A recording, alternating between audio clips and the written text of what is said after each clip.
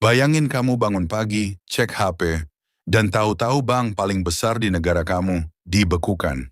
Bukan karena diretas, bukan karena bangkrut, tapi karena perintah dari negara yang jaraknya ribuan kilometer jauhnya, Amerika.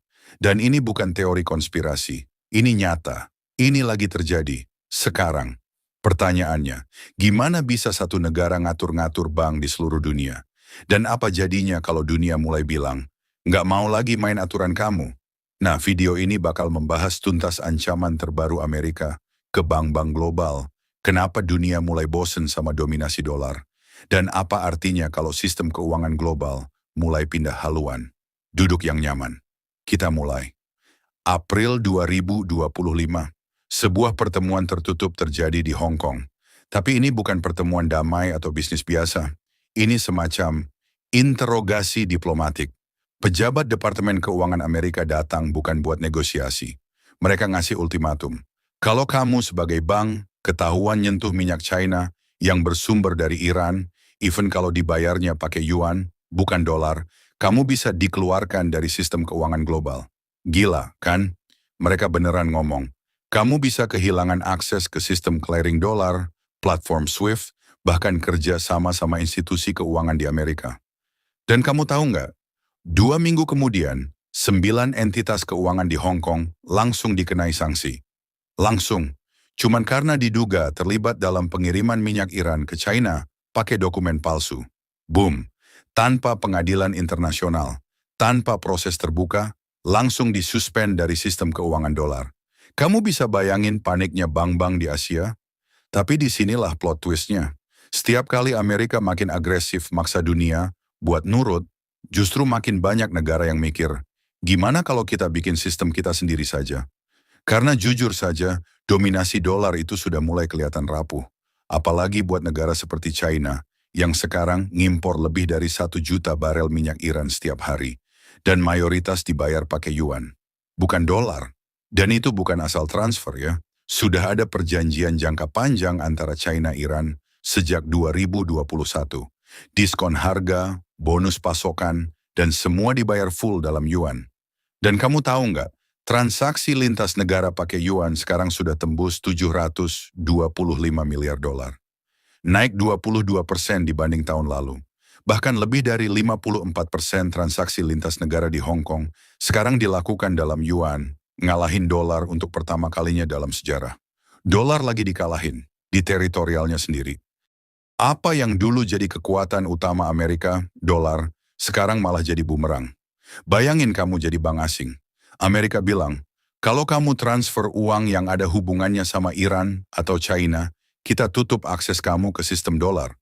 Tapi di sisi lain, klien kamu, negara-negara besar seperti China, India, Brasil, sudah mulai minta pakai mata uang lokal mereka. Dan volume transaksinya makin besar tiap bulan. Dilema kan? Yang lebih parah, Amerika minta bank-bank di luar negeri untuk bertindak kayak polisi finansial mereka. Contohnya, HSBC, Bank of China, Hong Kong, dan lainnya diminta mengidentifikasi beneficial owner dari setiap transaksi yang mencurigakan. Bukan cuma data nasabah, tapi juga siapa yang sebenarnya di belakang perusahaan Shell itu. Pertanyaannya, emangnya mereka berhak? Menurut banyak ahli, termasuk Max Mice dari FDD, ini sudah kelewatan. Amerika minta bank asing jadi aparat hukum mereka, padahal itu di luar yurisdiksi. Tapi bukan cuma soal minyak. Ini tentang arah ekonomi global. Bayangin kamu CEO perusahaan Jepang yang punya pabrik di Amerika. Kamu jualan bagus, tapi tiap konversi keuntungan dari dolar ke yen, hilang semua karena nilai tukar. Dolar sudah jatuh 8,1% terhadap yen tahun ini. Margin kamu meleleh. Dan sekarang, kamu dapat kabar kalau Amerika mau naikkan pajak 5% buat semua perusahaan asing yang punya penghasilan dari pasar Amerika. Dan mau nambah potongan 12,5% buat pembayaran ke luar negeri. Jadi bukan cuma kamu rugi karena nilai tukar, tapi juga dipajakin lebih berat. Menurut Tax Foundation, ini bisa bikin investasi asing ke Amerika turun sampai 91 miliar dolar per tahun. Artinya, perusahaan asing cabut, reshoring gagal. Amerika jadi pasar mahal yang nggak lagi seksi. Sementara itu, pertumbuhan gaji stagnan, sentimen konsumen jeblok, tarif impor baja naik 25%, dan lebih dari 240 perusahaan besar di Amerika sudah bangkrut tahun ini. Rekor tertinggi sejak 15 tahun. Nah, ini pertanyaan yang bikin deg-degan. Kalau dolar ditinggalin, apa yang bakal gantiin? Karena jelas dominasi dolar itu bukan cuma soal mata uang, tapi soal kepercayaan. Dan kalau kepercayaan itu runtuh, bahkan sekutu Amerika bisa mikir ulang. Apalagi kalau akses mereka bisa diputus sewaktu-waktu karena kebijakan sepihak. China sudah siap-siap. Mereka memperluas program CBDC alias mata uang digital resmi mereka ke perdagangan Asia Tenggara. Transaksi tanpa dolar, tanpa SWIFT, langsung antar bank, pakai yuan digital. Kalau kamu mikir ini masih jauh, coba pikir lagi. Sudah banyak negara mulai tanda tangan kontrak energi langsung pakai yuan. Bahkan beberapa perusahaan minyak negara di Timur Tengah mulai nyoba skema pembayaran alternatif yang nggak ada jejak dolarnya sama sekali. Dolar yang dulunya dianggap sebagai mata uang netral, kini berubah jadi alat politik. Dan dunia mulai sadar, kebergantungan pada dolar bukan lagi soal efisiensi, tapi soal kerentanan. Setiap sanksi baru dari Washington justru memperkuat tekad Beijing dan sekutunya untuk membangun sistem paralel. Sistem yang tidak bisa disentuh oleh larangan unilateral, apalagi hukuman finansial yang datang tanpa proses hukum multilateral. China nggak main-main. Mereka sudah mulai mengonversi kontrak ekspor besar, terutama dengan negara-negara berkembang, ke yuan digital. Pemerintahnya bahkan bikin insentif pajak buat perusahaan yang mau menyelesaikan transaksi luar negeri pakai renminbi. Dan hasilnya, Singapura, Malaysia, bahkan UAE sudah mulai menguji sistem pembayaran lintas negara berbasis CBDC China. Nggak perlu SWIFT, nggak perlu dolar. Langsung instan dan di luar jangkauan sanksi Amerika. Menurut laporan dari Reuters, platform ini, yang dikenal sebagai mBridge, sudah mampu memproses transaksi antar bank lintas negara dalam hitungan detik, tanpa clearinghouse, tanpa middleman Amerika. Dan ini bukan cuma eksperimen.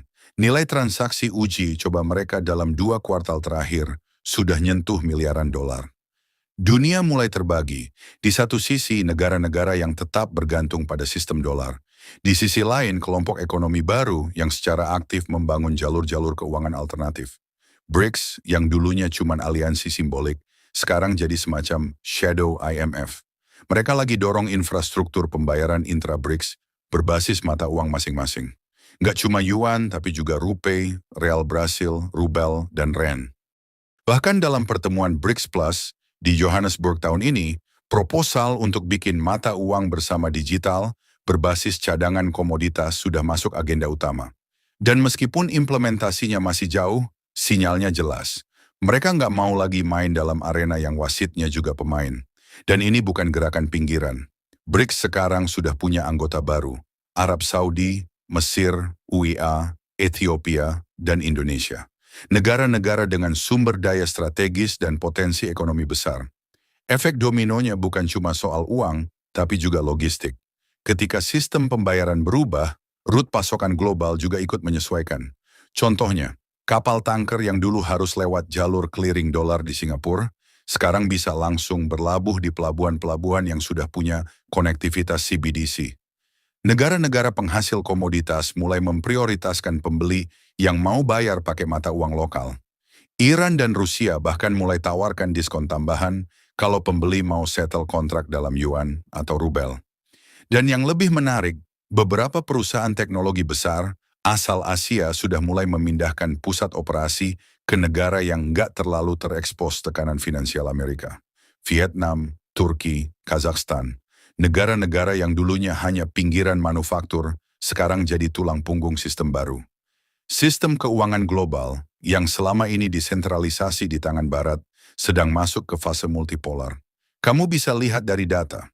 Tahun ini, untuk pertama kalinya dalam sejarah, pangsa dolar dalam cadangan devisa global turun di bawah 58% dibanding tahun 2000 yang masih di atas 71%.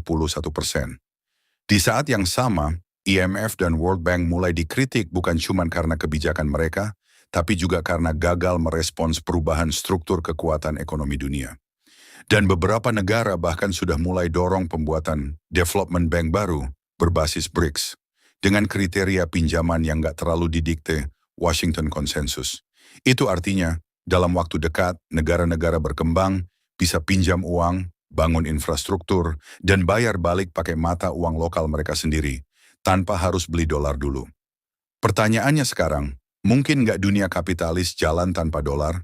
Jawabannya, bukan cuma mungkin, sudah mulai terjadi. China dan Rusia sudah saling tukar komoditas langsung pakai rubel yuan, bypass dolar sepenuhnya. Afrika Selatan dan Brasil pakai settlement berbasis komoditas.